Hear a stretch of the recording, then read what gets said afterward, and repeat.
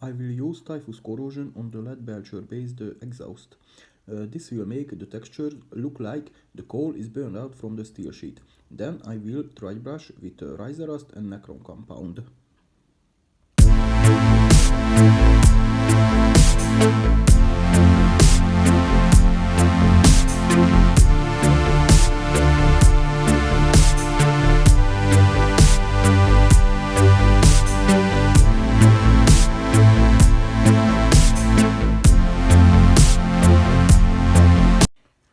As you see, I made many spots on the sand painting, so later I will be paint them with yellow.